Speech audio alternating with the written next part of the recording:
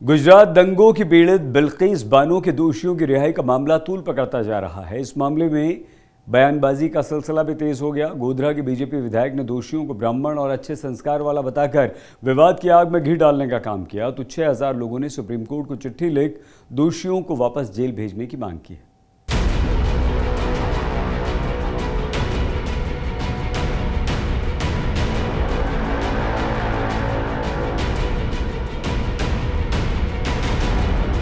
गुजरात सरकार के सामने गैंगरेप के दोषियों का सम्मान होता है। गुजरात प्रशासन के सामने गैंगरेप के दोषियों को फूल मालाएं पहनाई जाती हैं।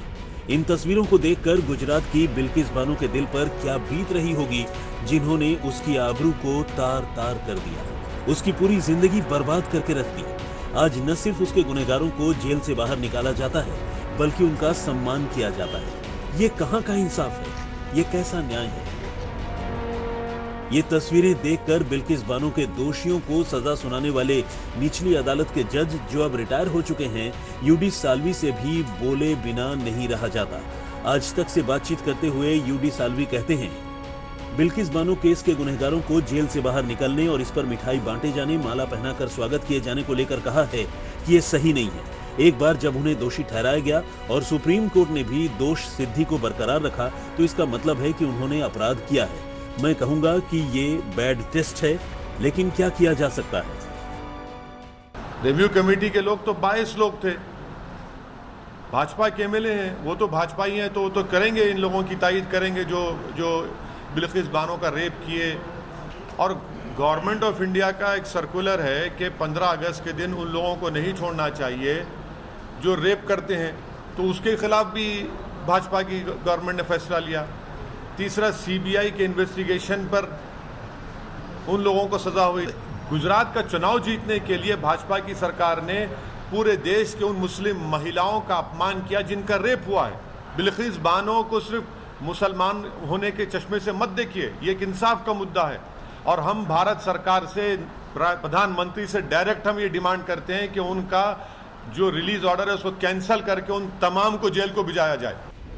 बिल्किस बानो के साथ गैंगरेप करने वाले आरोपी राधेश्याम को वीएचपी के अरविंद सिसोदिया फूलों की माला पहनाकर इस तरह से फोटो खिंचवाते हैं जैसे कोई स्वतंत्रता दिवस पर क्रांतिकारी जेल से बाहर आया। वीएचपी बिल्किस बानो के गुनहगारों को माला पहनाती है, मिठाइयां बांटती है।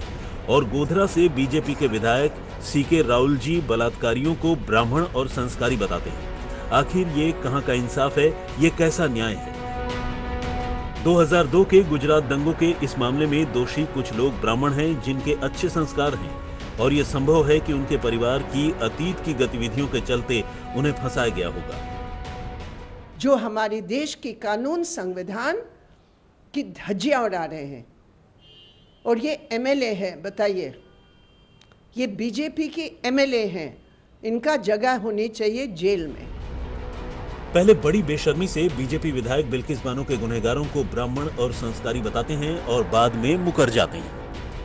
वैसे तो पेपर में न्यूज आया था, इसलिए वैसे तो दूसरे 3-4 ज्ञाति के लोग भी है, इसमें आदिवासी भी लोग है, बख्शीपंथ के लोग भी है, और वैसे भी ये जो कुछ दंगा फसाद हुआ इसमें इंटेंशनली भी नाम दिया होगा, हो सकता है। और वैसे भी उसने, उन लोगों ने 18 साल की जेलवास वो कर ली है, और नियम की वजह से 14 साल से ज्यादा जो जेलवास करते, इसमें जो रूल्स होते हैं, ये रूल्स के बारे में ये निर्णय तय किया है।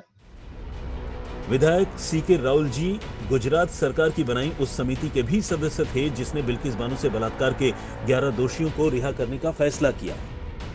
ऐसे में बिल्किस बानो के बलात्कारियों के साथ, हत्यारों के साथ, जो उनके परिवार की जिन्होंने हत्या की, इस तरह का क्षमादान दे देना, उनको रिहाई कर देना, वो भी अमृत महोत्सव जिस दिन पूरा देश मना रहा हो, उस दिन ऐसा विषैला काम किया जाए, ये कैसे बर्दाश्त हो सकता है? ये किसी भी व्यक्ति को, वो राजनीति में हो, वो कांग्रेस में हो, वो भाजपा में हो, कहीं भी हो, क्या हम किसी बलात्कार की शिकार को उसका मजहब देखकर निर्णय लेंगे कि इसके साथ न्याय होना चाहिए या नहीं होना चाहिए? या क्या हम बलात्कारियों का धर्म देखकर सोचेंगे कि इनको जेल होनी चाहिए या इनको बाहर होना चाहिए?